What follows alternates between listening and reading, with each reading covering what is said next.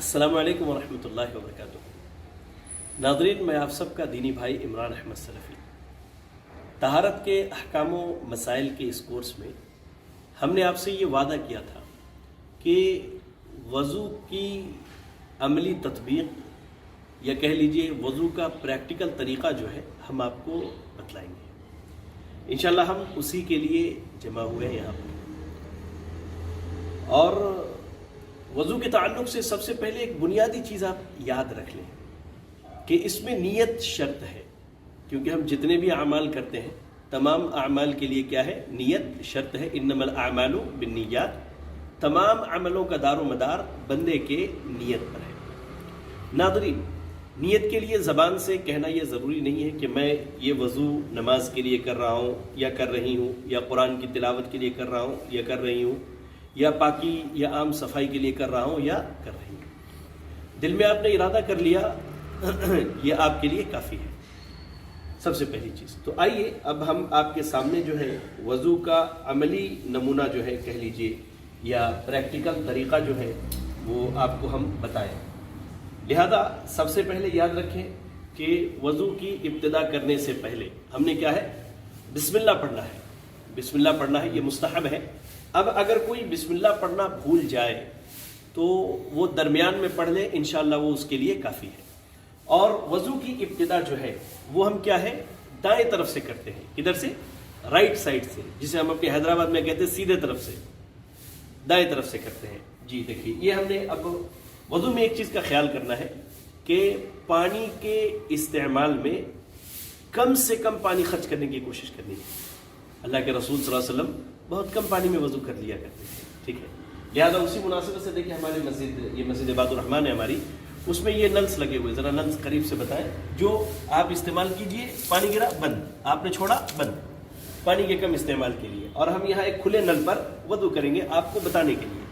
بارک اللہ فیکم۔ بسم اللہ، سب سے پہلے ہم کیا کہیں گے؟ بسم اللہ۔ وہ بھی بلند آواز سے کہنے کی ضرورت نہیں، آپ دبے ہوئے ہلکے آواز میں کہہ لیجئے، کافی ہے۔ علی بھائی ہلکی آواز میں کہہ لیجئے، آپ کے لیے کافی۔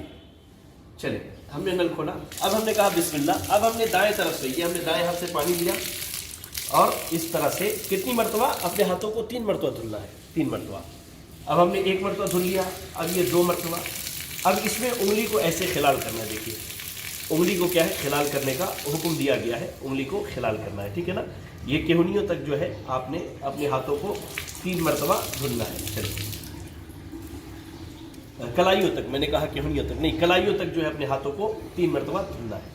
اب آپ نے دھل لیا، اب سب سے پہلا کام جو ہے وہ منہ میں اور ناک میں پانی چڑھانا، جسے کلی کرنا اور ناک میں پانی چڑھانا کہتے ہیں۔ اللہ کے نبی صلی اللہ علیہ وسلم کا معمول یہ تھا کہ آپ 1 چلو پانی لیتے اور آدھا منہ میں ڈالتے اور آدھے کو کیا ہے؟ ناک میں چڑھاتے تھے۔ اور یہ عمل کتنی مرتبہ؟ 3 مرتبہ۔ اور اس کی دلیل کیا ہے؟ سیدنا عثمان بن عفان رضی اللہ تعالیٰ عنہ کی وہ حدیث ہے۔ چلیں بسم اللہ۔ اب جو ہے ہم نے ہتھیلی تک دھل لیا، اب ہم ناک اور منہ میں ایسے پانی چڑھائیں گے۔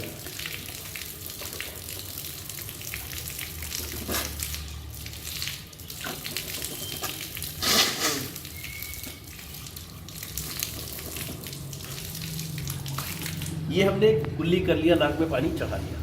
اب چہرے کو دھلنا ہے۔ چہرے کا اطلاق دیکھیں، یہاں سے لے کے یہاں تک، اور ان دونوں کن پٹیوں تک ہوتا ہے، یہ یہاں تک، چہرہ یہاں سے یہاں اور یہاں سے یہاں۔ چہرے کو دھلنے میں ایک چیز کا خیال کرنا ہے کہ ہمیں داڑھی جو اللہ نے یہ نعمت دی ہے، جو اللہ نے یہ خوبصورتی کی علامت دی ہے، اس میں خلال بھی کرنا ہے، اس میں خلال کرنا ہے۔ چلیے، اب ہم 3 مرتبہ چہرے کو دھلیں گے۔ یہ پانی لیا ہم نے، یہ 1 مرتبہ ہم نے دھلا، اچھی طرح سے مل لیجیے۔ دوسری مرتبہ دھلا، ٹھیک ہے؟ دوسری مرتبہ دھلنے کے بعد جو ہے آپ اس طرح سے داڑھی میں خلال کر لیجیے، داڑھی کے بالوں تک پانی پہنچائیے پورا۔ پھر آپ تیسری مرتبہ اس طرح سے دھل لیجیے۔ اب دیکھیں، چہرہ یہاں سے یہاں اور یہاں سے یہاں تک بھیگ گیا۔ اب دونوں ہاتھوں کو 3 مرتبہ، دایاں ہاتھ یہ کہنی کے اوپر بازو تک، ٹھیک ہے؟ پھر بایاں ہاتھ، تو دائیں ہاتھ کو ہم 3 مرتبہ اس طرح سے پانی لے کے دھل لیتے ہیں۔ 1 مرتبہ یہ ہوا، پھر ہم نے دوسری مرتبہ پانی لیا، پھر تیسری مرتبہ ہم نے پانی لیا، ٹھیک ہے؟ پھر اب بائیں ہاتھ کو اس طرح سے اچھے سے مل کے دھل لیا ہم نے، اچھی طرح سے ہم نے دھل لیا، جی ٹھیک ہے؟ اب جو ہے دایاں ہاتھ اور بایاں ہاتھ ہم نے دھل لیا. بعض بھائی ہمارے کیا کرتے ہیں، ہاتھوں کو دھلنے کے بعد بھی اس طرح سے نل کھولا اور 3 مرتبہ ایسے پانی گراتے، 3 اس پہ 3 اس پہ، وہ سنت کے خلاف ہے. اور بعض بھائی کیا کرتے ہیں، چہرے کو دھلا تو الگ دعا، ہاتھ کو دھلا تو الگ دعا. یہ سنت سے ثابت نہیں ہے، یہ سنت کے خلاف ہے. اب ہم نے سر کا مسح کرنا ہے. اب ہم نے ہاتھ بھگو لیے. سر کا مسح جو ہے مقدم راس سے لے کر کے یہاں تک، یعنی ابتدا سے یہاں تک، ایسے دیکھیے آپ ایسے ہاتھوں کو پکڑیے اور ایسے لے کر کے جائیے یہاں تک، ایسے لے کے گئے، پھر واپس ایسے ہی آپ کو لے کر کے آنا ہے. ٹھیک ہے نا.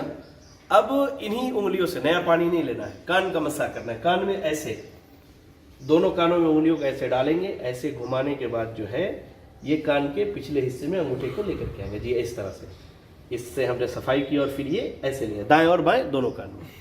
یہ ہو گیا. اب ہماری ذمہ داری کیا ہے؟ اب آخری چیز جو ہے وہ پیر کا دھلنا ہے. اب بائیں پیر سے دایاں پیر اور بایاں پیر دونوں دھلیں گے، اور پیر کے دھلنے میں انگلیوں میں خلال کریں گے 3 مرتبہ. جی ہاں دیکھیے، یہ نل ہم نے کھولا اس طرح سے، یہ ہم نے پانی دیا، یہ ہمارا 1 مرتبہ ہوا، یہ ہمارا 2 مرتبہ ہو گیا. نل بند کیا ہم نے، اس طرح سے جو ہے انگلیوں سے خلال کرنے تاکہ مکمل صفائی ہو جائے. پھر یہ ہم نے تیسری مرتبہ دھل لیا. چلے اب بائیں پیر کو ایسے ہی دھلیں گے. یہ ہمارا 1 مرتبہ ہوا، یہ ہم نے 2 مرتبہ دھلا. اب انگلیوں سے خلال کر لیں اس طرح سے. جی ٹھیک ہے، اچھی طرح سے. اور اس کے بعد جو ہے یہ ہم نے تیسری مرتبہ دھل لیا.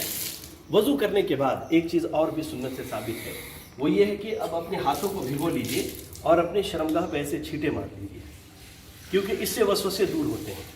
اللہ کے نبی صلی اللہ علیہ وسلم نے کہا کہ یہ وسوسوں کے دور کرنے کا طریقہ ہے. جی ہاں ناظرین، تو یہ وضو کا مکمل طریقہ ہے جو ہم نے آپ کو بتایا، جو کہ کتاب و سنت سے صحیح سند سے ثابت ہے. یہاں ایک چیز خیال رکھیے، بعض بھائی جو ہیں سر کا مسح کرنے کے بعد گردن کا مسح کرتے ہیں، وہ صحیح احادیث سے ثابت نہیں ہے. جو روایتیں اس تعلق سے ثابت ہیں وہ روایتیں سند کے اعتبار سے کمزور ہیں، ضعیف ہیں، لہذا اس پر عمل نہ کیا جائے. گردن کا مسح یہ وضو کے حصے میں نہیں ہے. اب ہم نے وضو کر لیا، اب ہماری ذمہ داری ہے وضو کی دعا پڑھیں. بعض لوگ وضو کرنے کے بعد آسمان کی طرف اس طرح انگلی اٹھا کے پڑھتے ہیں، یہ سنت سے ثابت نہیں ہے. آپ سیدھے الفاظ میں پڑھ لیجئے، اشہد ان لا الہ الا اللہ وحدہ لا شریک لہ واشہد ان محمدا عبدہ ورسولہ. جنت کے 8 دروازے کھول دیے جاتے ہیں. اور اس کے علاوہ جو دعائیں ثابت ہیں وہ دعا پڑھیں. تو ناظرین، ہم کہہ رہے تھے کہ آپ وضو کا طریقہ جو ہے الحمدللہ یہ مکمل ہوا. ہم دعا کرتے ہیں اللہ سے کہ اللہ تعالی ہمیں کتاب و سنت کی تعلیمات کو ایسی سیکھنے اور اس پر عمل کرنے کی توفیق عطا فرمائے. اور ایسے ہی اللہ رب العالمین وے آف سلفیہ کے ٹیم کو اس طرح کے کورسز منعقد کرنے کی توفیق دے جس سے لوگوں کا فائدہ ہو رہا ہے، لوگ سیکھ رہے ہیں، پڑھ رہے ہیں. اور اللہ رب العالمین ان کی اور ان کی تمام ٹیم کی خدمات کو قبول فرمائے. جزاکم اللہ.